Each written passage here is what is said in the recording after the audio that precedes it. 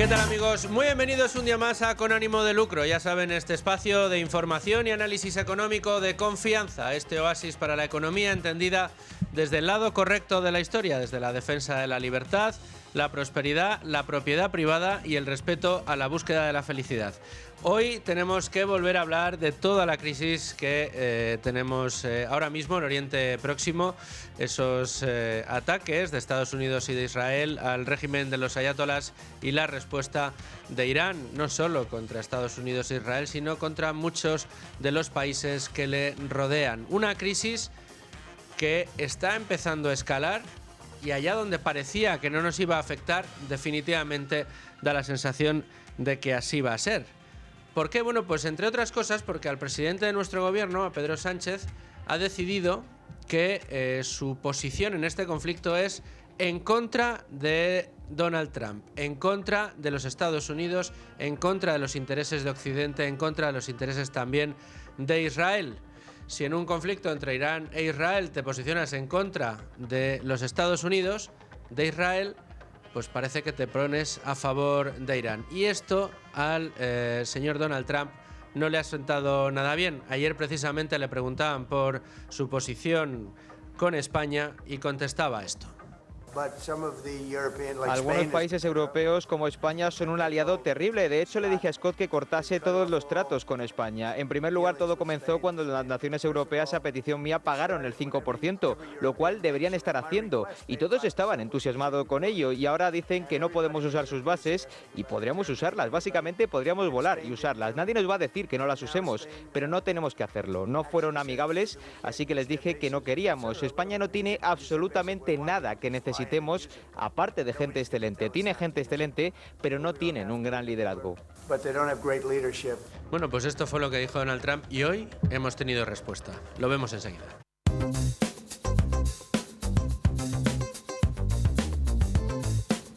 Bueno, hemos escuchado a Donald Trump como pues mostraba su desacuerdo con la postura española, mostraba sus molestias evidentes después de que España le haya dicho a Estados Unidos que no pueden utilizar las bases de Rota y de Morón.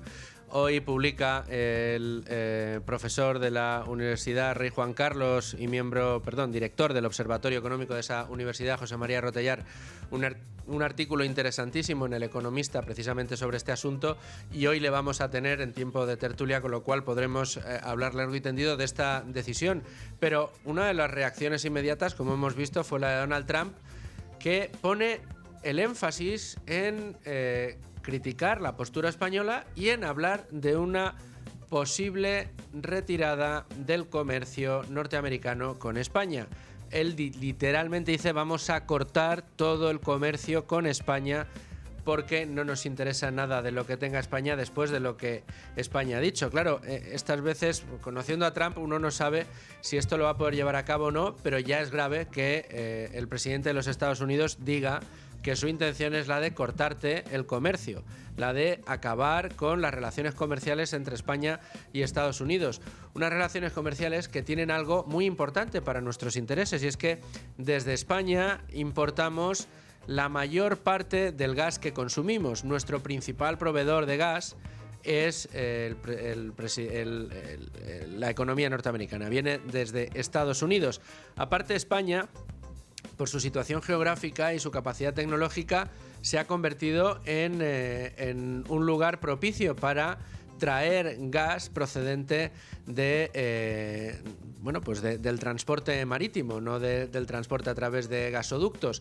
¿Por qué? Bueno, pues porque tenemos buenas licuefactoras, es decir, el gas, poder sacarlo de las cisternas de los grandes buques para poderlo luego transportar por vía terrestre. Nuestra tecnología es muy importante, con lo cual por nuestro país también circula buena parte del gas norteamericano que se consume en otras partes del viejo continente.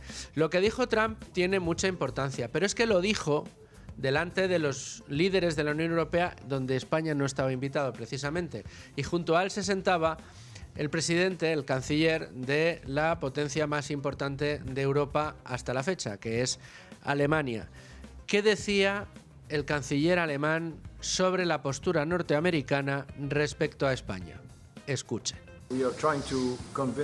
Estamos tratando de convencer a España de que se ponga al día con el 3% o el 3,5% que acordamos en la OTAN. Y como dijo el presidente, es correcto que España es el único país que no está dispuesto a aceptar eso.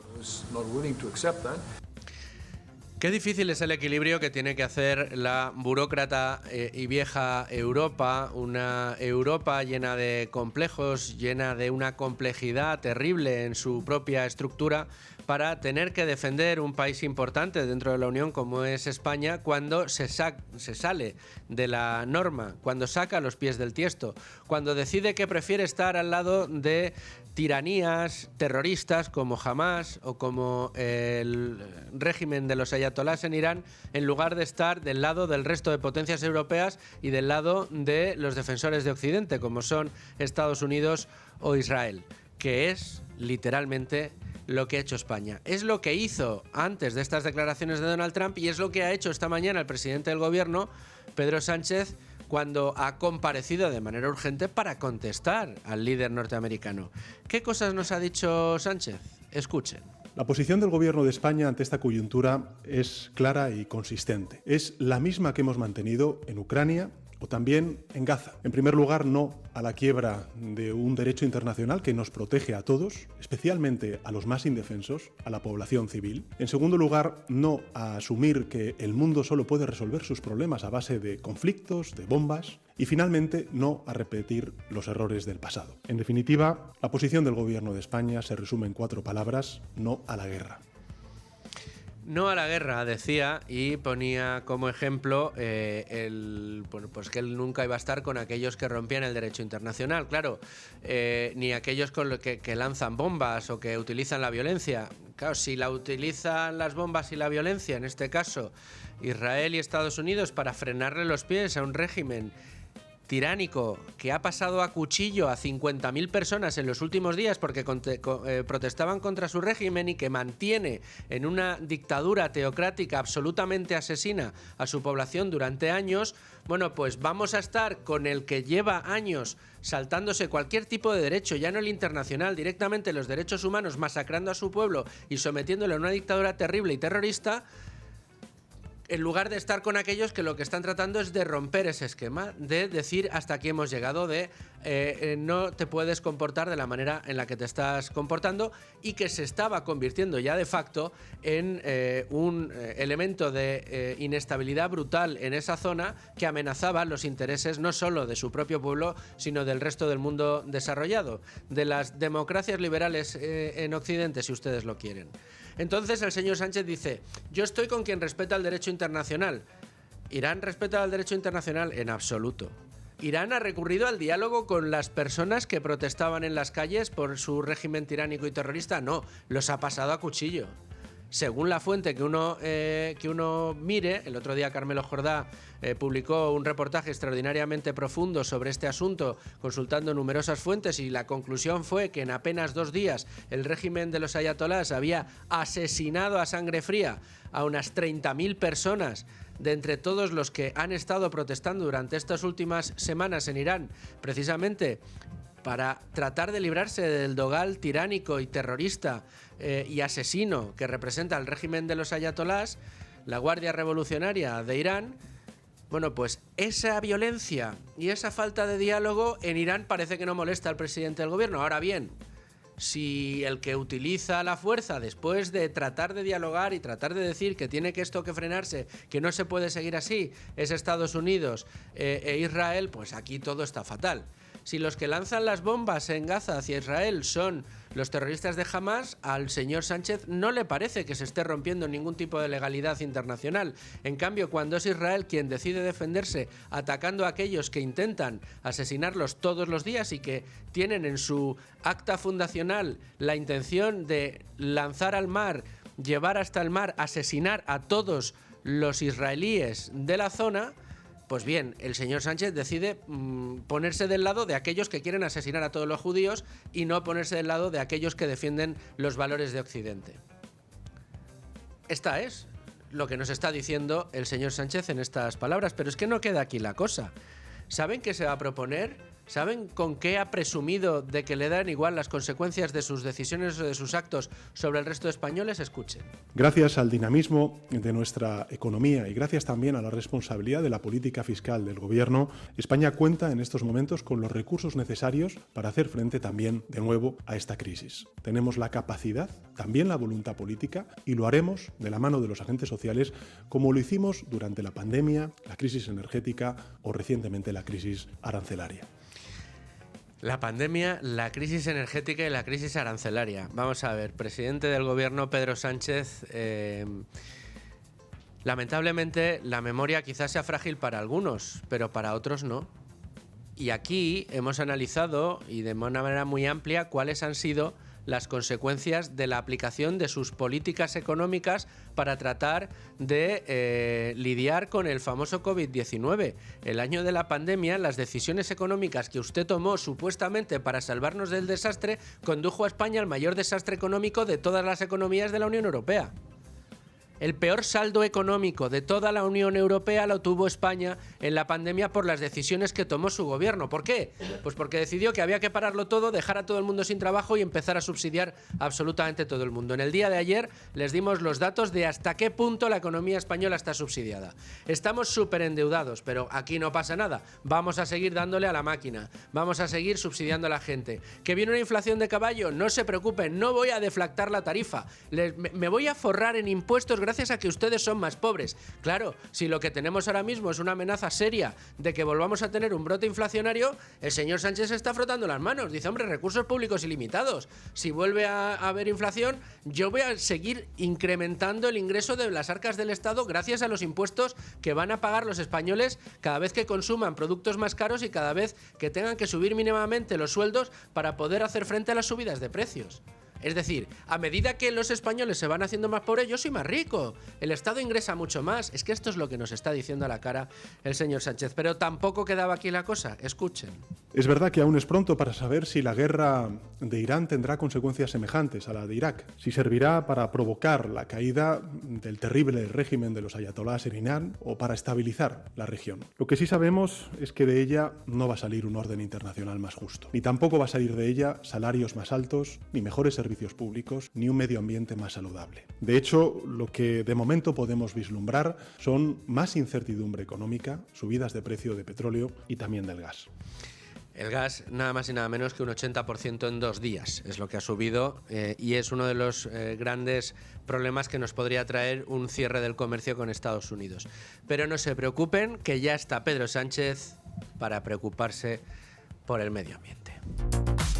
Vamos a ir con todo, pero primero tenemos que analizar hoy muy brevemente las principales informaciones de la portada del Libre Mercado y las noticias más importantes del día, porque tenemos mucha tela que cortar y con muchos especialistas. Buenas tardes, Luis Fernando. Pues en primer lugar podemos ver la pieza de Beatriz García, que es la redactora jefe de Libre Mercado, informando de la polémica que ha surgido en torno a la sucesión de Cristina Herrero al frente de la AIREF, porque sabemos que va a ser, o se ha propuesto por parte de Hacienda, una persona que precisamente es de confianza de Montero, y lo que viene en esta pieza a explicar Beatriz García es que lo que, en todo caso, si llegase a presidir este organismo, esta persona, lo que haría sería evaluarse a sí misma, porque es una de las encargadas de todas las políticas que precisamente la AIREF ha evaluado. Pero también podemos acceder a la pieza de Carlos Cuesta, donde explica que Hacienda, según un estudio que ha elaborado Santiago Calvo, colaborador de este programa, Hacienda se lleva casi el 80% de las subidas de sueldo para aquellos trabajadores que están en un tramo salarial de en torno a los 20.000 euros al año,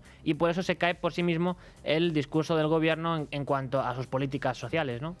Desde luego que sí. 2 informaciones más también importantes. Nuevo revés para Hacienda. El Supremo ampara a la empresa familiar en el impuesto de sucesiones. A ver si esto termina cumpliéndolo, porque al final Hacienda lo que hace es que le da igual la jurisprudencia, sigue aplicando, y si cuela, cuela. Y en última instancia, información de última hora, el gas da el susto en el mercado, se dispara un 80% en 2 días, ya les estábamos comentando.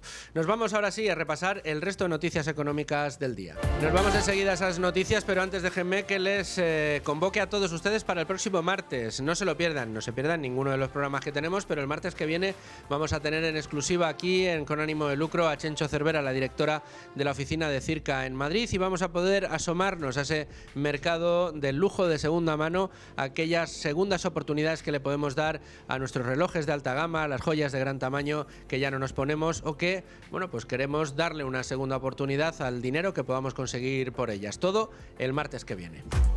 Y vamos a dar dos informaciones importantes del día. Una tiene que ver con los gastos de vivienda, que suben un 13% desde 2019. Según un estudio publicado este miércoles por Fedea, los gastos relacionados con la vivienda han tensionado de forma creciente los presupuestos familiares en los últimos años, con especial incidencia entre los hogares con rentas más bajas, con baja intensidad laboral y los unipersonales jóvenes. Según estos datos del estudio, el gasto residencial medio mensual por hogar a precios corrientes aumentó un 13% en el periodo analizado, pasando de los 610 euros en el 2019 a los 690 en 2024. El mayor incremento se registró en los suministros, con una subida superior al 25%, mientras que los alquileres y las cuotas hipotecarias brutas crecieron en promedio un 15 y un 12,5% respectivamente. Y nos vamos ahora con el 57% de aumento de la afiliación en el último año, que se concentra en personas de más de 50 años. El número de afiliados a la Seguridad Social ha crecido en más de 470.000 personas en el último año, hasta un total de 21,67 millones. Esto es según los datos de la Seguridad Social, para los que, como nos contaba ayer precisamente el sindicato USO, han sido necesarios firmar más de 15 millones de contratos. Esto sale a 33 contratos por cada uno de los nuevos afiliados a la Seguridad Social. Y ahora un dato adicional. De estos afiliados, el 57%, más de la mitad de estos afiliados, son trabajadores mayores de 50 años. Sí, y de hecho la franja de 50 a 54 años es la que más ha crecido en personas dadas de alta, en más de 100.000 en el último año. Ese incremento responde tanto a la creación de empleo en esas capas de edad como también al envejecimiento demográfico, que provoca que cada vez haya más trabajadores de más edad. Bueno, pues hasta aquí las noticias, nos vamos a la tertulia. Bueno, vamos a pasar al momento de análisis. Tenemos por teléfono ahora mismo, podemos hablar con el analista internacional Enrique Navarro. ¿Qué tal, Enrique? ¿Cómo estás? Hola, ¿cómo estás? Buenos días. Hablamos mucho últimamente y te tenemos en Con Ánimo de Lucro, cosa que agradezco. Un minuto y resultado de cómo está la situación a sabiendas de dos factores fundamentales. La reacción de Donald Trump en el día de ayer, con la aquiescencia o, digamos, sin la crítica, al menos, de Alemania, que, bueno, pues digamos que refrendó lo que señaló Donald Trump en esa comparecencia de ayer. Y, por otro lado, la reacción del presidente en el día de hoy. Bueno, vamos a ver. Aquí hay muchas guerras en una guerra, ¿no? Y yo creo que obviamente Sánchez ha encontrado un nicho electoral en su no a la guerra, ¿no? Y esto obviamente nos pone en una situación muy compleja. Yo creo que de alguna forma la reacción de Trump ha sido provocada por el propio gobierno. Y esto nos pone en una situación compleja que, como bien señalabas, además nadie en la Unión Europea, o casi nadie relevante en la Unión Europea, ni casi nadie relevante en la OTAN, comparte, ¿no?, esta posición española, con lo cual creo que estamos ante un inmenso error de consecuencias impredecibles. Consecuencias impredecibles, predíceme un par de ellas. Bueno, vamos a ver. Primero hay que tener en cuenta al personaje. Donald Trump es una persona que se pilla un calentón y habla sin obedecer a ninguna estrategia, ¿no? Aquí hay dos, diríamos, tenemos claro que las relaciones comerciales bilaterales es una cuestión de la Unión Europea, y yo creo que, bueno, la posición de Merz ayer, de alguna forma, al apoyar la declaración de Trump es: no nos ataques por la vía comercial otra vez, porque aquí somos muchos los que estamos interesados en mantener el acuerdo comercial y te estamos apoyando, ¿no? Con lo cual, excluido la parte comercial, hay dos aspectos obviamente muy importantes. Uno es el uso de la tecnología norteamericana en todo nuestro sistema de defensa. Es decir, sin el apoyo, el soporte de Estados Unidos, pues se nos cae una parte muy, muy importante de nuestros sistemas de defensa, ¿no? Y hablamos de buques, hablamos de aviones, etcétera. Con lo cual, diríamos, cualquier medida de restricción de acceso a tecnología de defensa sería pues muy de alta gravedad para nuestra seguridad, ¿no? El segundo aspecto son las bases militares. Obviamente las bases militares son importantes para Estados Unidos, pero a Estados Unidos le da igual tener una base en Marruecos, en España o en Portugal o en Italia, ¿no? Con lo cual, si las bases militares, su uso está sometido a una autorización del gobierno español, pues esas bases no le van a servir a Estados Unidos, con lo cual no tiene mucho sentido mantener una presencia militar en España que cuando es necesaria no la puede utilizar, ¿no? Con lo cual ahí existen dos elementos donde realmente nos pueden hacer mucho daño y además en el tema más crítico que es nuestra propia seguridad. Enrique, un día de estos te tienes que venir aquí, hacemos programa largo y tendido sobre este asunto y otros. Muchas gracias por dejarte atracar, aunque sea por teléfono, y nada, esperamos seguir hablando contigo, que nos sigas pues arrojando algo de luz a todo lo que estamos viendo en estos días. Muy bien, estupendo, Luis Fer. Muchas gracias. Te decía, arrancábamos tiempo de tertulia, les he prometido que contábamos con uno de los grandes protagonistas en el día de hoy, es el profesor de la Universidad Rey Juan Carlos y director de su Observatorio Económico, el profesor José María Rotellar. ¿Qué tal? ¿Cómo estás? Buenos días, de la Universidad Francisco de Vitoria. Ay, perdóname, de la Universidad Francisco de Vitoria. Discúlpame, que es un error imperdonable por mi parte, pero se me ha cruzado la Rey Juan Carlos porque hemos estado esta mañana hablando con gente de la Rey Juan Carlos. Mil perdones, efectivamente, la Universidad Francisco de Vitoria. Vaya lapsus que he tenido. Espero que no sea un lapsus tan imperdonable como algunas cosas que hemos visto en el día de hoy, como esa comparecencia del presidente del Gobierno. Adelantaba yo, profesor, que teníamos en el día de hoy un artículo fantástico en El Economista que firmas y en el que hablas de los riesgos que entrañan para nuestro país y en parte también para nuestra economía la decisión del presidente del Gobierno de enfrentarse casi gratuitamente con los intereses de Estados Unidos. No sé si has tenido ocasión de escuchar al presidente del Gobierno en su comparecencia de esta mañana, pero da la sensación de que no tiene ninguna intención de dar marcha atrás. Era previsible la comparecencia y cuando iba a comparecer, bueno, se han constatado dos cosas. Primero, que no ha tenido la valentía suficiente para enfrentarse directamente a Trump en su propia comparecencia, porque ha insinuado, pero no lo ha mencionado y toda la referencia ha sido y todas las insinuaciones han sido muy de pasada, muy tangenciales, ¿no? En segundo lugar, ha parecido querer erigirse en protector de todos los desamparados y príncipe de la paz, cosa que estamos acostumbrados en determinados medio ambiente saludable. Sí. Y en tercer, bueno, todo va unido dentro de ese fundamentalismo que esgrime esa cierta izquierda, en gran parte porque, como muchos autores vienen repitiendo, se le ha acabado el contenido a la izquierda. Y su propia razón de ser, ¿no? Antes se basaban en la pobreza y en los pobres. La prosperidad lo que ha hecho ha sido quitarles cualquier argumento y ha demostrado que precisamente es la economía de mercado, es el capitalismo el que produce la prosperidad y por tanto se han quedado sin uno de sus argumentos base para poder perdurar, ¿no? Y se están agarrando al fundamentalismo medioambiental. Y en tercer lugar, estaba muy claro que iba a volver a intentar algo que en su momento les dio resultado, en gran parte porque la sociedad española le compró el argumento de manera bastante absurda y bastante infantil, pero se lo compró entonces e intentan desempolvarlo cuando ha dicho nuestra posición, la posición del gobierno español se resume en 4 palabras: no a la guerra. Bueno, pues estaba claro que iban a volver a desempolvarlo, a ver si les da resultado. Ha mencionado incluso a lo que le ha llamado el trío de las Azores, que para empezar no es trío.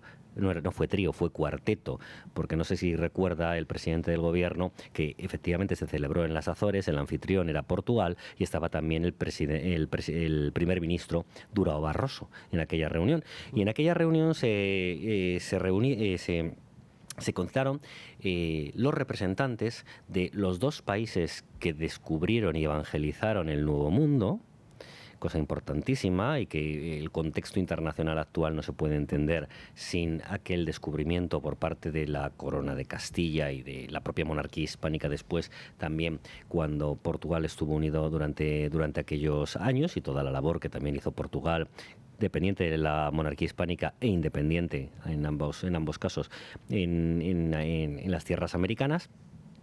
Y en segundo lugar estaban también los dos países con las democracias modernas más antiguas y consolidadas, como Estados Unidos y el Reino Unido. Con lo cual, España estaba donde tenía que estar, que es al lado de sus aliados del mundo libre, al lado de la libertad y frente a las tiranías. Porque a ver si no nos vamos, si vamos a dudar ahora de que Saddam Hussein no era un tirano, por supuesto.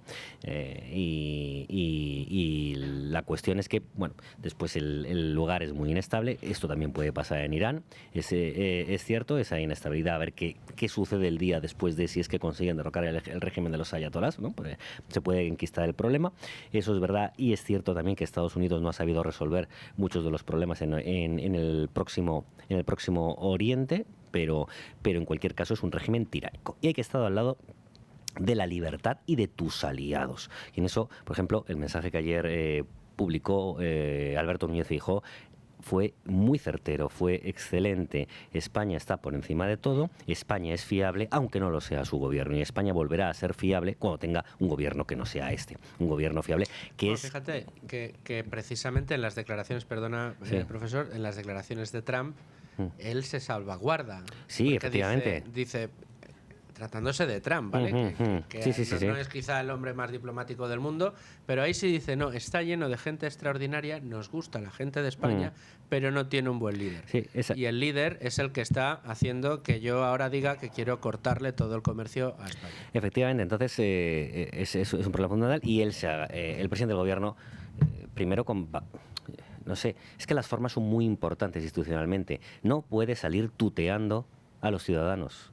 Tiene que tratarlos de usted con el máximo respeto, entre otras cosas, porque son sus administrados y son de quien depende, al fin y al cabo, aunque sea de manera delegada, pero de quien depende y a quien tiene que servir. Hay que tener un mínimo respeto institucional, formas que se están perdiendo cada vez más a pasos agigantados. Pero obviando eso, que simplemente no es que sea lo de menos, pero simplemente es una formalidad, estaba claro que el discurso ha sido vacío, el discurso ha sido nosotros estamos con la paz y no con la guerra, ha desempolvado el no a la guerra, lo que él ha llamado el trío de las Azores, como digo, era cuarteto y que es donde había que estar, y se ha alineado, ha firmado su alineamiento con los países que no son sus aliados, que no son los aliados de España, mejor dicho, que no es el mundo libre, porque Francia y Alemania están con Estados Unidos. Nosotros estamos en la Unión Europea, pero no estamos aproximándonos ni a Francia ni a Alemania. A diferencia de cuando sucedió la guerra de Irak, que Francia y Alemania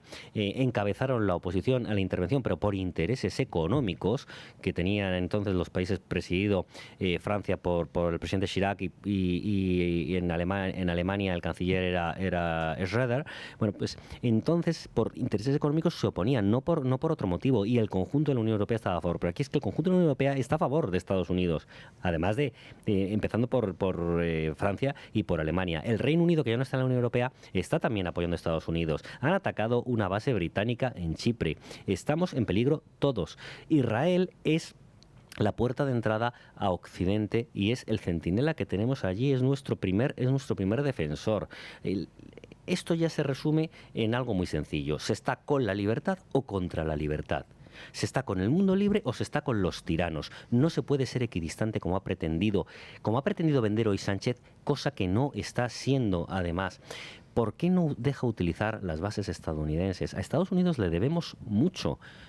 Le guste o no le guste, a quien le guste o a quien no le guste. Pero vemos mucho el desarrollismo que empieza en los años 50 y sobre todo en los 60, cuando se produce la gran explosión del desarrollo español del siglo pasado, se debe a los acuerdos de las bases primero y de ayudas económicas de Estados Unidos con España, a todo el apoyo internacional para que entrase en las instituciones que tenía vetadas hasta ese momento por las consecuencias derivadas de la Segunda Guerra Mundial y ser España una dictadura.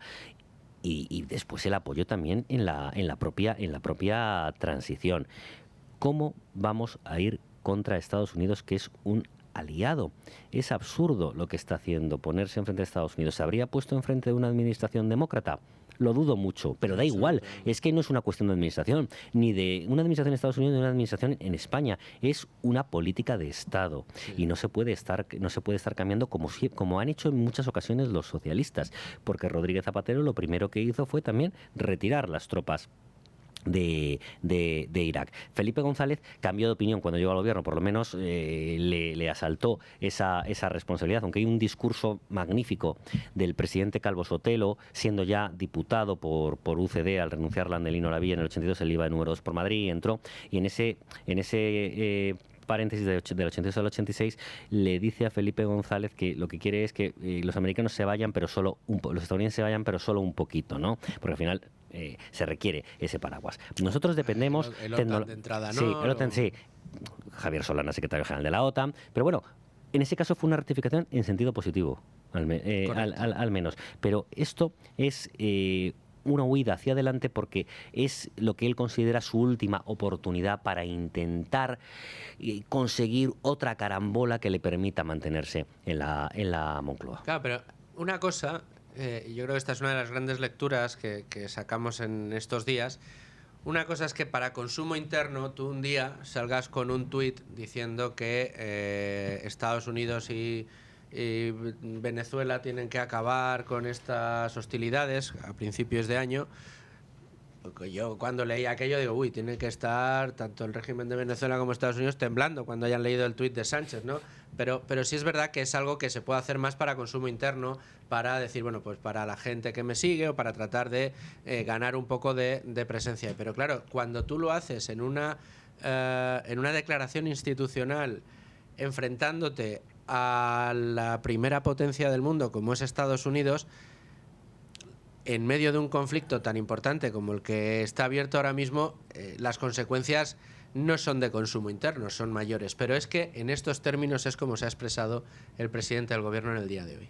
Porque la pregunta no es si estamos o no a favor de los ayatolás. Nadie lo está. La pregunta, en cambio, es si estamos o no del lado de la legalidad internacional. La ciudadanía española siempre repudió la dictadura de Saddam Hussein en Irak, pero no por ello apoyó la guerra de Irak, porque era ilegal, porque era injusta y porque no supuso una resolución real a casi ninguno de los problemas que pretendió resolver. Del mismo modo, nosotros repudiamos al régimen de Irán, que reprime, que mata vilmente a sus ciudadanos, particularmente a las mujeres, pero al mismo tiempo rechazamos este conflicto y pedimos una solución diplomática y política. Profesor, pedimos una solución dialogada. Sí, nos molesta un poco que Irán mate, pero esto es intolerable. Tiene que respetarse el derecho internacional. ¿No hemos oído estas declaraciones del señor Sánchez cuando hace una semana el régimen de Irán pasaba cuchillo a 50.000 personas que les protestaban en las calles? Bueno, es que esto no ni lo oiremos con ninguna tropelía que cometan esas tiranías, como no se ha opuesto como nunca a la dictadura bolivariana de Venezuela, como no se opone a nada de lo que venga de China, como no se opone a nada de lo que está en el lado equivocado. ¿Y cuál es el lado equivocado? El que está contra la libertad, las tiranías. Es tan sencillo como eso. Y el presidente Sánchez ha elegido ponerse de ese lado. Y el problema es que no es Pedro Sánchez, es el presidente del gobierno español y, por tanto, esto está comprometiendo a España. Por eso está muy bien esa distinción que hizo Núñez Feijóo sobre España y su gobierno, y que España volverá a ser un socio solvente, y esa salvaguarda también, ¿no?, que el propio presidente Trump dice en su propia intervención. Pero es que tenemos un problema muy grave, porque ese bloqueo, ese embargo de Estados Unidos, efectivamente, comercialmente es difícil que pueda implantar aranceles o que puede implantar cualquier otra medida, porque somos una unión aduanera dentro de la Unión Europea, es con la Unión Europea, pero bueno, sí que puede seleccionar, ¿no?, hacer un traje a medida de en qué productos puede gravarlos más, que pueden ser aquellos en los que las exportaciones españolas tienen un mayor peso dentro del conjunto de la Unión. Pero además dependemos de la tecnología estadounidense. Puede prohibir un embargo, sí que puede prohibir cualquier relación con el país embargado. Y sin la tecnología estadounidense se nos cae todo, pero todo es todo.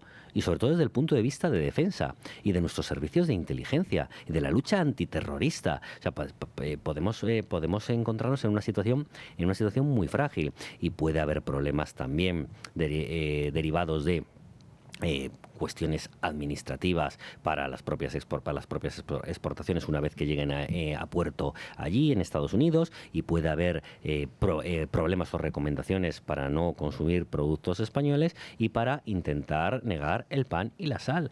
No podemos estar enfrentados a Estados Unidos por varias razones. Primero, lo más importante, porque son aliados. Y es el mundo libre. Y en segundo lugar, además, porque no tenemos potencia para poder enfrentarnos. ¿Qué va a volver a haber? Vítores en el Congreso como lo hubo en 1898 para enfrentarnos a Estados Unidos, y aquello fue un desastre. Pero bueno, aquello podía tener una razón de ser. Había habido una agresión y la potencia más vieja del mundo intentaba defenderse en lo que era su canto del cisne. Pero ahora no hay ninguna razón, no ha habido una agresión de Estados Unidos a España, y lo que ha habido es una intervención para acabar con unos asesinos que están asesinando a su pueblo, y que, si pueden, nos asesinarían a todo. No olvidemos el atentado que sufrió Vidal Quadras.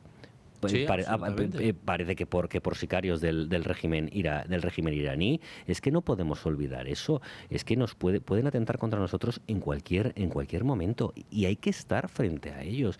Entonces, aparte de que política y socialmente no es correcto, es que económicamente puede suponer un quebranto muy importante para España, pero de miles de millones de euros de caída de actividad y de pérdida de puestos de trabajo. Tanto que se ha esforzado el presidente Sánchez para mantener anestesiada y generar un espejismo falso sobre la marcha de la economía a base de gasto público, déficit, deuda y sustitución de profesionales muy formados por mano de obra barata, dañando estructuralmente a la economía española, pero haciendo que no se vea ahora y que parezca que la cosa marcha bien.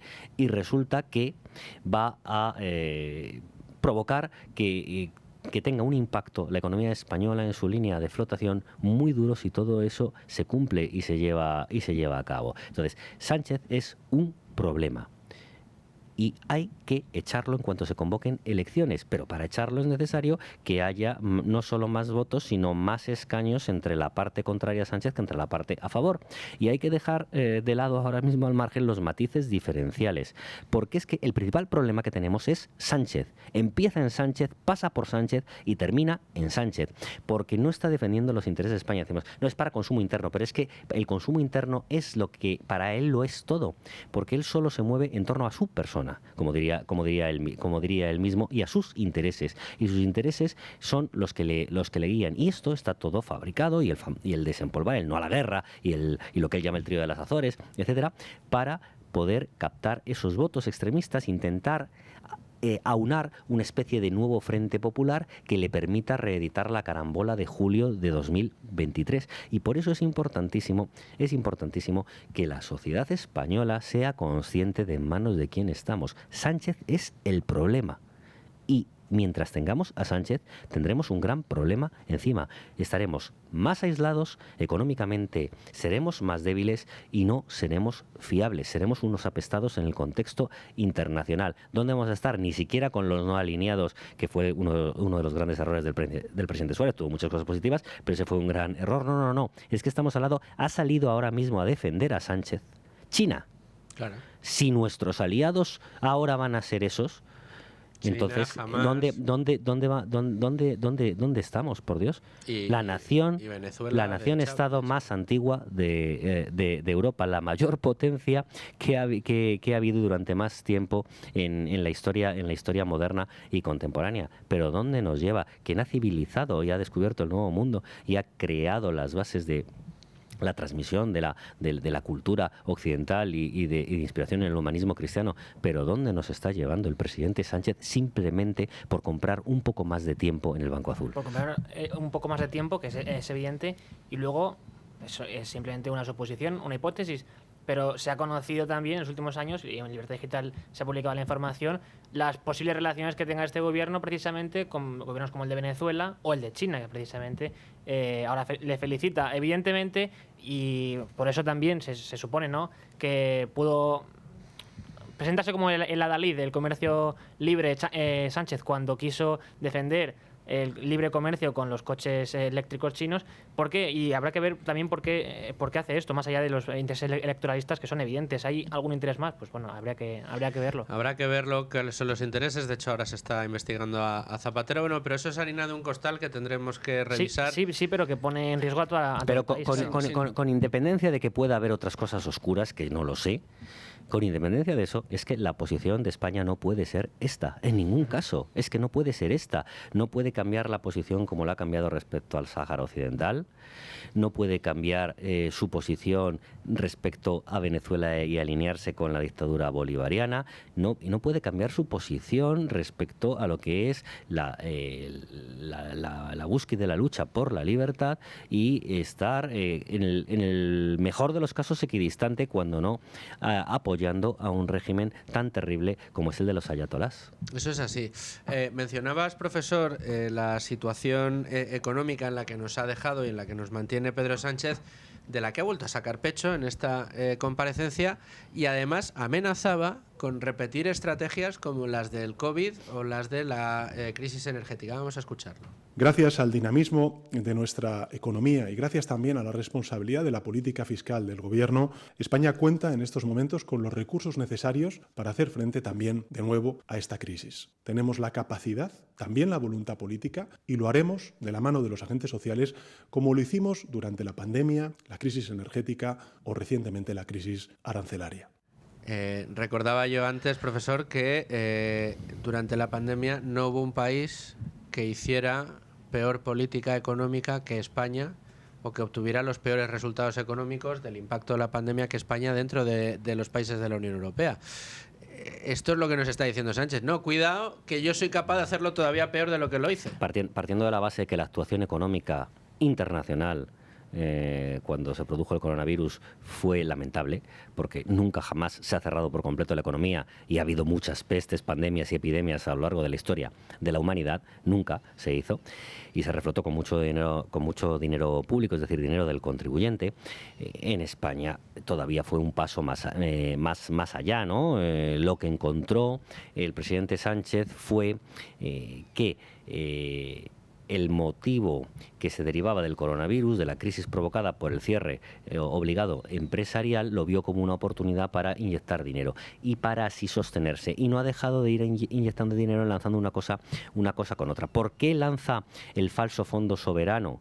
Que no es un fondo soberano, por las características que tiene que tener no lo es. ¿Pero por qué lanza ese fondo? Porque se acaban los fondos europeos y tiene que tener algo de lo que tirar para poder llegar al 27. Es su obsesión, y que no se le caiga la economía. He oído, cuando esta mañana oía y escuchábamos ahora de nuevo, que decía que España tiene recursos. No, España no tiene margen en la política fiscal. Tenemos una deuda, como bien sabemos, mes a mes, de 1,7 billones de euros, por encima todavía del 100% del PIB, y que si está descendiendo se debe a que está creciendo la recaudación, el PIB nominal, mucho derivado de la inflación, y pese al incremento extraordinario de recaudación derivado también de la subida de precios de esta senda inflacionista, no se está enjugando el déficit como debería y no se está aprovechando para haber reducido deuda en valores absolutos, es decir, haber tenido superávit fiscales varios años para poder amortizarla. No tenemos recorrido. ¿Qué recorrido vamos a tener? Con más gasto público. Primero, no es la solución, pero además es que no puede hacer una política contracíclica porque no tiene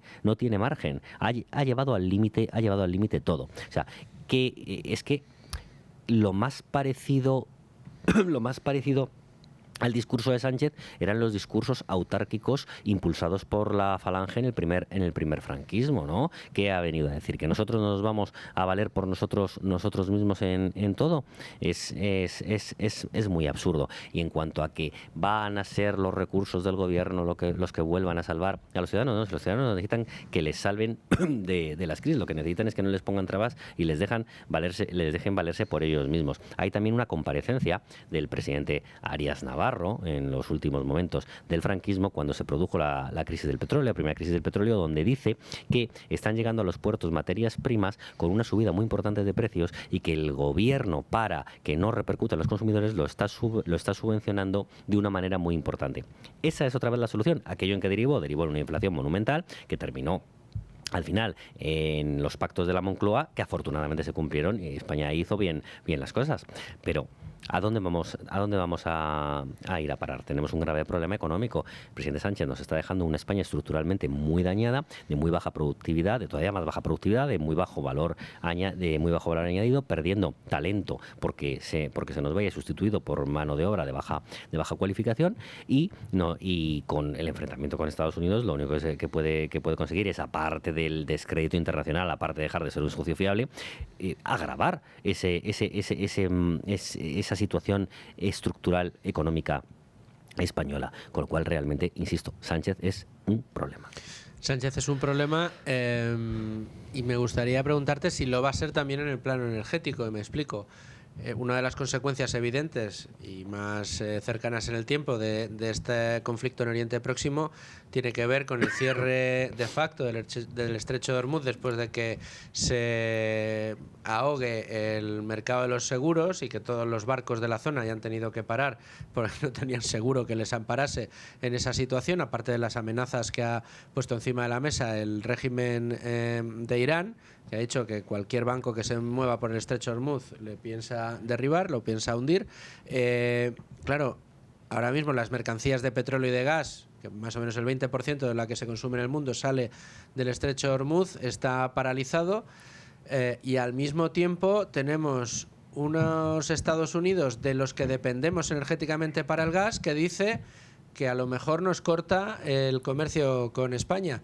Claro, si se pone en entredicho además que nos pueda llegar el gas que nos está llegando desde Estados Unidos, la situación de España se vuelve un tanto insostenible. No, pero es que, vamos a ver, tenemos el problema del estrecho de Hormuz derivado de la intervención, que eso es un tema que tienen que solucionar Israel y sobre todo Estados Unidos. Estados Unidos dice que van a ir patrullando, acompañando y escoltando a los buques de transporte, buques de la Armada estadounidense. Pero bueno, en cualquier caso no deja de ser algo complejo porque es obvio que ahí puede atacar Irán y eso puede suponer un incremento de costes muy importante y una subida de los precios. Pero si además nos enfrentamos a Estados Unidos y Estados Unidos ordena un embargo y un bloqueo a España, un embargo en la medida de lo que pueda, y lo que sí que puede hacer es decidir que no se puede comerciar con ellos en sentido de las exportaciones estadounidenses, nos afectaría, como hemos dicho antes, a la tecnología, pero en gran parte también al gas que nosotros estamos importando de Estados Unidos, que viene a ser entre el 30 y el 40% del gas que consumimos. Entonces, eso lo único que va a hacer es primero tener una carestía importante, echarnos en brazos de quién para el gas, de Rusia o de quién, Argelia y subir los costes, subir los costes, y no es que Trump haya dicho que a lo mejor nos impone, no, Trump ha dicho que las impone y que ha ordenado el bloqueo y el embargo. Luego ya veremos a ver en qué queda todo eso, pero lo que dijo fue eso taxativamente, y no sé si esto quedará en una escaramuza como la de hace unos meses, ¿no? Al respecto, que quedó en nada, pero esto puede tener consecuencias muy graves, porque a un aliado tuyo negarle el uso de las bases que por tratado tiene establecidas en tu país es un acto hostil, al fin y al cabo. Es no ser cumplidor con los compromisos adquiridos, porque una cosa es que efectivamente el gobierno tenga que autorizar, y formalmente es así, y otra cosa es que utilice esa autorización para esa prerrogativa para enfrentarte a tu aliado. ¿Qué es lo que hizo inmediatamente Portugal? Portugal publicó que ellos habían autorizado a Estados Unidos a utilizar la base que tienen en las Azores y que reforzaban de esa manera su vínculo con los Estados Unidos de América. O sea, Portugal y Marruecos van a aprovechar esta oportunidad que les está dando el presidente Sánchez. Estamos muy aislados, ya solo es que ya a Sánchez solo le falta convocar manifestaciones en la plaza de Oriente, cuando los falangistas sacaban aquellas pancartas en las que decían: si ellos tienen uno, nosotros tenemos dos, ¿no? Entonces podemos ir a ese nivel intelectual tan elevado, ¿no? Es lo único, y es lo que está intentando hacer con el no a la guerra. Bueno, pues habrá que ver en qué queda todo esto y habrá que ir viendo, y aquí lo iremos monitorizando, profesor, los efectos que va a tener este conflicto y sobre todo la posición española, que recordemos no tenía por qué.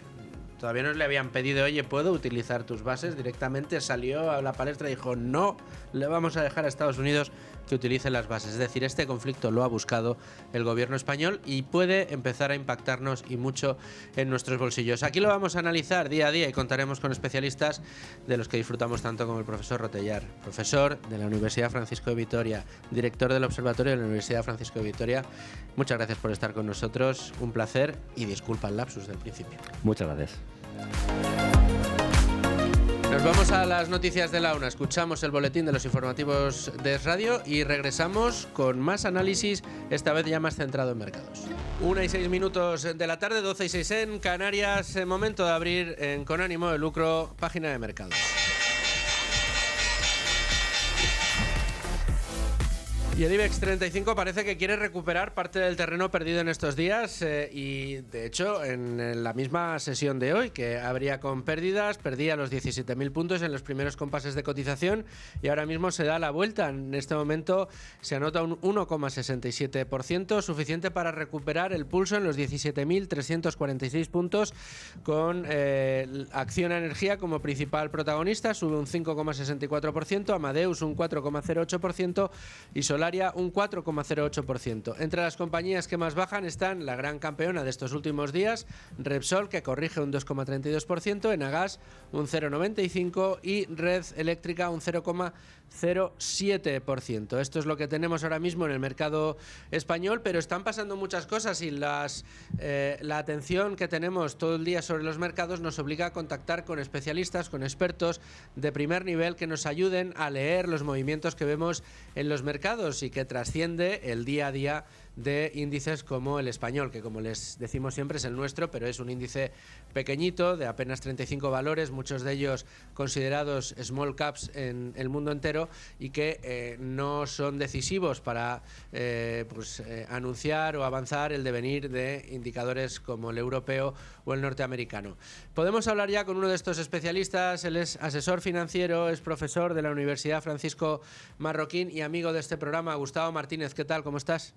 Muy bien, Luis, ¿cómo va todo? Bueno, pues de momento, como te digo, está observando ahora mismo las aplicaciones en tiempo real, el mercado español dándose la vuelta al positivo, un 1,6% arriba, pero son otros los valores que me preocupan y otras las dinámicas de mercado que podemos avanzar o que podemos ir descontando respecto a lo que están haciendo nuestros políticos. Tú precisamente a través de la red social Twitter, ahora X, comentabas esta misma mañana las palabras de Donald Trump en el día de ayer, señalando a España y anunciando que cortaría cortaría el comercio con nuestro país. Yo uno de los valores que he visto esta mañana que más me ha asustado ha sido el gas, que en solo 2 días se ha disparado el precio un 80%. Claro, si pensamos que el gas ahora mismo es estratégico para España, que ha subido un 80% en 2 días, y ahora, después de lo que hemos oído a Trump y a Sánchez en el día de hoy, podemos inferir, sugerir o al menos temer que se pueda comprometer la principal vía de suministro de esta materia prima para España, que es el gas que nos llega de Estados Unidos, pues uno parece que tiene motivos para preocuparse, ¿no? Bueno, es cuando tienes es que me iba a decir una cosa, pero cuando tienes un presidente que es tan tremendamente irresponsable, que antepone pues la cortina de humo al bienestar general de la población, al margen de que te pueda gustar más o menos Trump, que eso, por supuesto, cada uno tiene su opinión y yo no soy ningún erudito de Trump, pero hombre, ¿cómo vas a a echarte a Estados Unidos detrás con lo que tienes encima, porque es que encima eres un país que tienes unas métricas muy subdesarrolladas en muchos de los campos macroeconómicos. Por tanto, en lugar de tener puentes, te vuelves enemigo de los países que más te proveen, pues entonces apaga y vámonos, ¿no? Se haces pan como tortas. Y eso es un juego muy peligroso porque al final, claro, si tienes gente de esta irresponsabilidad en el gobierno, que ya todos sabemos, ¿no?, quiénes son Sánchez y toda la cúpula en el gobierno, ¿no?, y cuáles son sus secuaces, ¿no? Pero lo que es muy problemático es que lleguemos a cruzar líneas rojas que jamás teníamos que haber cruzado, ¿no? O sea, es que esto deja a Zapatero como un galán, ¿no? En el momento cuando pasó aquella bandera de Estados Unidos y no se levantó de la silla. Es que una cosa es no levantarse de la silla y otra cosa es ponerte en contra a la población de Estados Unidos. Es una barbaridad, una auténtica aberración desde el punto de vista de la economía, ¿no? ¿Y crees que va a tener su reflejo? Quiero decir, ¿esto se puede llegar a traducir en algún momento en un incremento notable de los precios en España? ¿Crees que las tensiones inflacionistas de las que tanto hemos hablado tú y yo en esta sección desde hace mucho tiempo, esa inflación latente, esa masa monetaria acumulada en el mercado, puede empezar a darnos algún que otro susto, pues por lo que pueda pasar en el mercado de las materias primas energéticas? Hombre, sin lugar a dudas, o sea, qué duda cabe, ¿no? De hecho, la principal... A ver, la inflación ya existe y está instalada, ¿no? Ya todos sabemos que todos nos estamos empobreciendo y todos lo notamos, no la inflación que te dicen del 2,5, 2,6, el IPC, no, todos esos datos cocinados y más, imagínate pues cómo cocinan desde nuestros gobiernos ya, que casi todo lo que te dicen es mentira, pero el dato de inflación, el que tiene que medir uno es pues el joven que no puede irse de casa sino es compartiendo piso con otros 7 desgraciados, ¿no? Que no tienen poder adquisitivo. O el que mides cuando pagas un desayuno y te cuesta prácticamente lo mismo que una comida y una cena, ¿no? Pues bueno, de las de antes, o un postre más que toda la comida entera, ¿no? Esa es la verdadera inflación. Entonces, claro, si tú ya tienes una inflación latente, bestial, que te está empobreciendo en términos de poder adquisitivo, pues imagínate si aquellos drivers fundamentales de la inflación, que son los que más rezagados van, en la cesta de las commodities, que son todo lo relacionado con la energía, empiezan a tirar, que era algo que nosotros muchos preveíamos, ¿no? Pues entonces lo que estás haciendo es cuadrar el círculo en cuanto a todas las noticias negativas que impactan en la inflación se van a disparar. Entonces, es lo que menos se puede permitir ahora mismo el ciudadano. Lo que también es cierto es que tiene un punto positivo, es que la inflación termina por ahogar tanto a la gente que cambia el modelo de política, el modelo productivo, lo cambia todo, como ha pasado en Argentina, ¿no? No es que de repente de la noche a la mañana la gente se vuelva racional en cuanto a gobierno se refiere, sino que simplemente la pobreza se instala, 2 de cada 2 personas, una es pobre y por tanto tienes que cambiar el modelo, ¿no? Desde luego que sí. Lo único que, bueno, no sé hacia dónde tendremos que cambiar el modelo, porque otra de las amenazas que ha puesto encima de la mesa el presidente del gobierno esta mañana es en que todos tranquilos, porque si aquí viene una crisis, aquí estoy yo, que ya veis lo bien que lo hice en pandemia y ya veis que lo bien que lo hice en la crisis energética. En la crisis energética, recordemos, se tradujo en una inflación brutal que sufrimos en España y que él aprovechó para no deflactar la tarifa del IRPF y conseguir récord tras récord de recaudación en impuestos, es decir, disparar la recaudación impositiva y fiscal gracias a que nos empobrecíamos todos los españoles, pero es que previamente en pandemia quien firmó el peor desempeño económico de todos los países de la Unión Europea fue España, bajo su gobierno. Sí, bueno, todos sabemos quién es el presidente del gobierno, todos sabemos lo que es el socialismo. Eso ya no nos puede coger por sorpresa a nadie, pero claro, hay una parte importante de la población que traga con todo y que legitima ese robo a gran escala que es la inflación. Y por supuesto que el problema principal que tenemos nosotros es que tenemos un gobierno que expropia deliberadamente y de manera progresiva a sus ciudadanos. Pero bueno, en fin, ¿qué te voy a decir yo, Luis? Que no digas tú.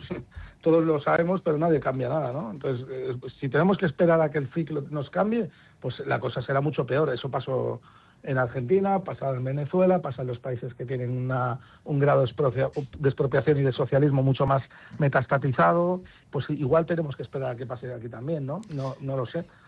Vamos a cambiar de tercio y te voy a preguntar por el activo que más y mejor conoces, el oro. ha tenido un comportamiento errático en estos días. El primer día subía, el lunes subía el oro como respuesta, ¿no?, de los inversores ante una situación de incertidumbre. De repente, como el dólar volvía a fortalecerse por convertirse de nuevo en moneda respaldo, en moneda refugio para muchos inversores, al subir el precio, al subir la fortaleza del dólar, bajaba un poco el oro. ¿Cómo estás viendo el comportamiento del metal precioso en esta crisis y qué papel crees que puede jugar? A ver, yo lo que creo es que hasta desde mi punto de vista es verdad que hay que profundizar un poco más en tecnicismos para darse cuenta de que el movimiento ha sido bastante noble. Quiero decir, el viernes el oro subía un 2% aproximadamente al compás de los bonos americanos, buscando refugio y sobre todo filtrando, tratando de cotizar la información que ya el mercado sabía, y era que el día siguiente Estados Unidos e Israel coordinadamente iban a atacar a Irán. Eso el mercado lo sabía el viernes por la tarde, y por eso los bonos americanos cotizaron por debajo del 4% prácticamente toda la curva, más el oro subía, ¿no?, y la plata y los metales en general. Una vez que la información se sabe el lunes, bueno, el mercado dice, bueno, trata de cotizar que la escalada empieza y termina con Irán, hoy estando a miércoles se pega ayer una gran leche porque esa cotización que había hecho el lunes es demasiado optimista para la realidad, optimista, ¿no? Entonces los índices europeos viven un sell-off o una de las caídas más grandes en el último año. De hecho, en un año el Eurostoxx hace un año que no caía tanto, y es un sell-off pronunciado, una venta pronunciada, un cierre de largos tan profundo, desincentiva o incentiva, mejor dicho, que tengas que cerrar posiciones largas o posiciones ganadoras en otros segmentos. En este caso, el segmento más líquido y que más ganaba durante el año era el oro. El oro subía un 25, un 23, 24% hasta hoy, que sube un 20 o un 21. Y claro, para que el mercado no te expulse de aquellas posiciones cortas o perdedoras en las cuales vas apalancado, pues tienes que renovar esas garantías, ¿no? Entonces el mercado hizo una llamada al margen, el oro y la plata y todas las posiciones ganadoras se cerraron para renovar las posiciones perdedoras y bueno, a continuación, una vez que se digiere ese margin call que se produce ayer, pues hoy viene el efecto rebote, ¿no?, que es otra vez volver a reajustar los precios y que ya ha demostrado el oro que está en ese tipo de tendencia, ¿no? Ya ha consolidado claramente por encima de los $5.000, y el resto pues está siendo volatilidad y circunstancias del mercado, ¿no? Bueno, Gustavo, te agradezco mucho este análisis y te agradezco mucho, como siempre, que nos atiendas. Espero la próxima vez a ver si te puedo tener aquí en el estudio para analizar todo lo que estamos viviendo, que sin duda vamos a tener que dedicarle una atención especial en este programa, Gustavo, porque evidentemente las consecuencias en mercado de todo lo que estamos viendo en crisis geoestratégica va a tener ese reflejo y vamos a tener que analizarlo desde aquí. Pues Así que, dime. Yo, Luis, yo me comprometo la semana que viene a ir allí, ¿vale? Estar contigo y darte un abrazo y seguir explicando todo esto, ¿de acuerdo? De acuerdo, pero antes déjame que abuse de ti una vez más. Una de las preocupaciones más grandes que tenemos encima de la mesa, en el día de hoy al menos, y pues esto hay que seguirlo al minuto, tiene que ver con el mercado eléctrico, con el mercado de la electricidad. Publicaba, perdón por la autocita, pero publicaba yo hace una hora en Libertad Digital, el gran susto lo está dando ahora mismo el gas. En solo 2 días sube un 80%. Evidentemente los consumidores en España están también muy pendientes de lo que pasa con la gasolina, con el diésel, que también ha subido y mucho en estos momentos. Pero en el plano energético, en el eléctrico, ¿crees que va a tener consecuencia esta subida del gas? ¿Crees que todavía no hemos visto toda la subida que va a tener el gas? Bueno, es complicadísimo hacer un diagnóstico porque la información, como bien sabes, Luis, va viniendo y yendo, y es complicado, ¿no? Pero lo que sí que sé es que es un componente crucial en la vida de las personas y en la inflación y en la formación de precios, ¿no? Lo que sí sé es que va a seguir habiendo mucha volatilidad, tanto en el gas como en la electricidad como en el petróleo. Eso es lo que te puedo garantizar. Ahora bien, si mañana se relajan porque las tensiones se relajan y hay un clima menos hostil o más favorecedor a las relaciones comerciales, pues obviamente corregirá, pero hacer un pronóstico en el estricto corto plazo es complicadísimo. Pues hasta aquí, Gustavo, ahora sí te dejo marchar y Vale. Nos vemos la semana que viene. Un abrazo. Pero no solo tenemos a Gustavo Martínez, les hemos prometido un programa especial y lo estamos teniendo. Especialistas de primer nivel como Joel Grau, que bueno, pues nos adelantaba el lunes cómo eran las complicaciones en el estrecho de Ormuz, y queremos seguir hablando con él para que nos explique qué está viendo él en los movimientos que estamos observando en los últimos días, hoy muy especialmente con ese rifirrafe, por llamarlo suavemente, entre Estados Unidos y España, con esa posición española de abierta animadversión hacia Estados Unidos. Joel Grau, ¿qué tal? ¿Cómo estás? ¿Qué pasa, Luisfer? ¿Cómo estáis? Pues muy bien, muy contento de poder contar contigo en directo aquí en Con Ánimo de Lucro. Joel, ¿ha cambiado algo respecto a la posición que está ocupando los buques en el estrecho de Ormuz y todo lo que pueda suceder con la evolución de los precios del petróleo y del gas? Bueno, la situación en relación al tráfico marítimo en esa zona sigue básicamente muy parecida a la última conversación que hemos tenido. Es decir, como tenemos una situación en la cual gran parte de la flota está esperando, digamos, instrucciones a efectos, sobre todo de coberturas, de seguros, etcétera, pues tenemos una situación donde el tráfico marítimo sigue siendo muy tenue y simplemente en relación a tonelaje con intereses rusos, iraníes, etcétera, ¿no? Y chinos en ese caso. Lo que pasa que aquí tenemos una problemática muy parecida a la que vimos con los hutíes, ¿no? Cuando los hutíes empezaron, acuérdate, hace ya 2 años y pico, 3, sí, que solamente dejaban pasar a cierto tipo de buques, al final los interesados, me refiero a los chinos, los iraníes, etcétera, etcétera, se dieron cuenta de que eso no funciona y que puedes tener fuego enemigo, ¿no? Tuvimos ahí varios barcos que controlados por empresas chinas y con mercancías chinas, e incluso tanqueros con mercancía rusa y controlados por operadores rusos, los cuales recibieron ataques de los hutíes y eso no te garantiza absolutamente nada, la verdad, porque es muy difícil saber. Es la cuestión de siempre, ¿no?, que hemos comentado alguna vez. Es muy difícil saber, y es una de las complejidades de la industria marítima, que es muy difícil saber quién realmente está controlando el barco, porque los barcos se alquilan como los coches, ¿vale? sí. Entonces tú cuando alquilas un coche a otro es muy difícil saber en un momento de la cadena de alquiler quién realmente está controlando porque eso no aparece en ninguna plataforma, no aparece en documentos oficiales, sino que solamente lo saben las partes que firman el contrato de fletamento y los brokers que están involucrados, ¿no? Por ahí la información de los brokers es fundamental. Una de las grandes preocupaciones que tenemos en el día de hoy, después de todo lo que hemos visto y escuchado, es esas palabras de Donald Trump ayer diciendo, Joel, que va a cortar el comercio de Estados Unidos con España. Todos sabemos cómo es Donald Trump, todos sabemos que no se le puede tomar a pie de la letra todo lo que dice, pero lo cierto es que el presidente de los Estados Unidos ha dicho abiertamente, vamos a cortar el comercio con España. Yo creo que a pocos se les escapa o se nos escapa, Joel, que la gran parte o la mayor parte del gas que se consume en España nos llega vía shipping desde Estados Unidos, vía barco.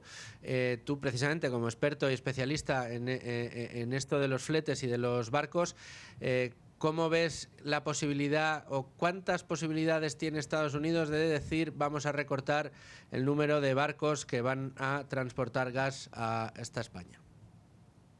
Bueno, en el tema del gas, porque como sabes, cada subsegmento de shipping es diferente, ¿no? Si hablamos de portacontenedores es una cosa diferente, si hablamos de carbón o cemento o de cereales es diferente, y hablando de gas, uno de los fundamentales de la industria del gas es que son contratos a largo plazo, que son contratos que ya están cerrados, ¿vale? Y que obviamente si una de las partes no quiere cumplir, pues entonces va a tener que sufrir las penalizaciones, no porque lo diga el presidente de su país, etcétera, etcétera, ¿me entiendes?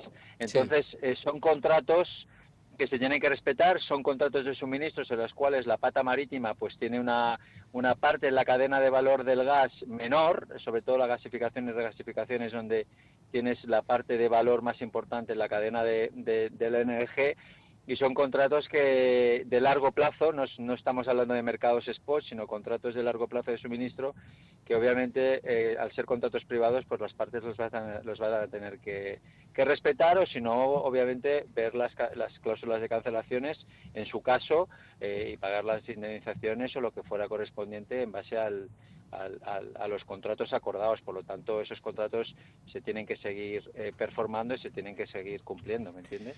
O sea que de momento podemos estar más tranquilos de que por ahí no vamos a sufrir pues un problema de suministro de gas, al menos de momento. O eso es lo que la lectura más plausible que podemos hacer de esa amenaza y de la realidad que implica que, insisto, desde Estados Unidos es desde donde nos llega la mayor parte del gas que consumimos. Pero esto no ha evitado, Joel, que el gas se haya disparado un 80% en solo 2 días. Está pasado de 30 euros por megavatio hora a más de 54, la última vez que he mirado el dato. Al mismo tiempo, las gasolinas están subiendo de precio de una manera notable. Yo creo que todos los usuarios que han llenado el depósito esta mañana pues habrán visto una subida, no súbita, pero sí de repente decir, oye, va, esto no estaba tan caro en el día de ayer. Y bueno, pues parece que empezamos a confirmar esto de lo que hablábamos el lunes, ¿no, Joel? Que los catalizadores de la inflación están empezando a asomar o a encender las luces de alarma.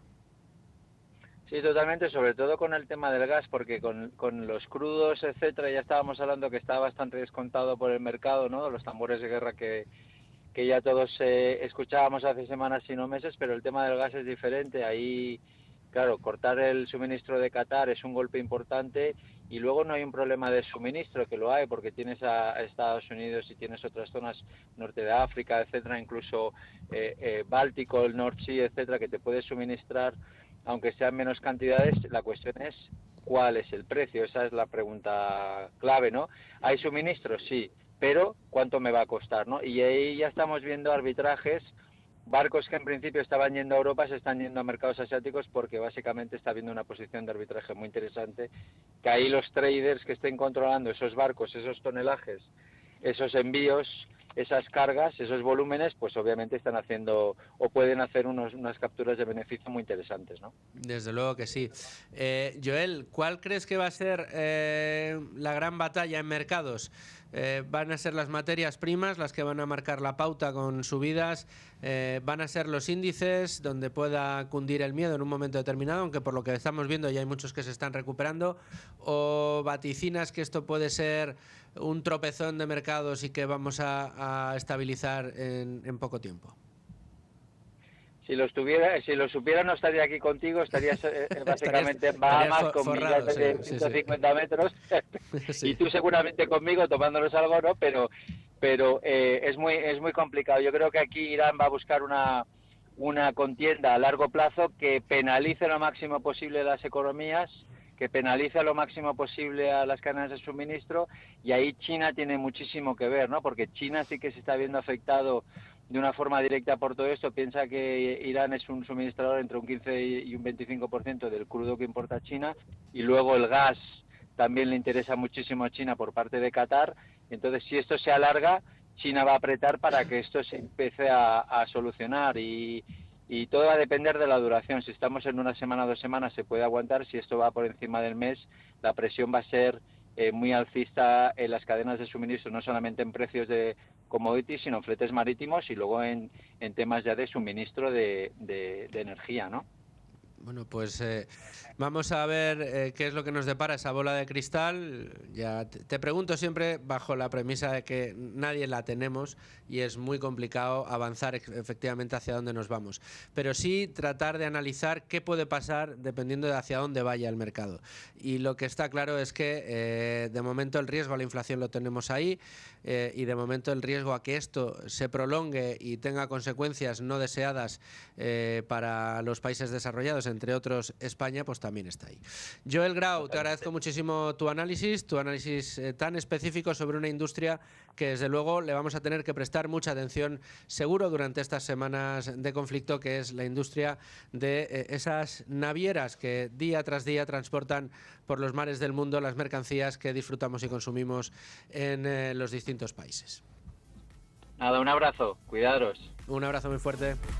Bueno, pues hemos tratado de llevarles a todos ustedes el resumen de lo que ha sucedido en las últimas horas, unas declaraciones, por un lado de las de Donald Trump, por otro lado las del canciller alemán, digamos, apostillando, no, digamos, suscribiendo las palabras de Donald Trump respecto a España y, por supuesto, esa reacción que ha tenido esta misma mañana, hace solo unas horas, el presidente del gobierno, reafirmando su apuesta en contra de los Estados Unidos. Todo esto va a tener consecuencias, todo esto lo vamos a sufrir en el bolsillo, lamentablemente empezamos a sufrirlo y aquí se lo vamos a ir contando y analizándolo pormenorizadamente. Hasta aquí el programa de hoy. Yo les espero mañana a partir de las 12 en Con Ánimo de Lucro, siempre en directo, a través de la radio, en Es Radio Libre Mercado, a través del streaming, a través de los podcasts y, por supuesto, también a través de YouTube. Les espero. Hasta entonces, sean muy felices, amigos.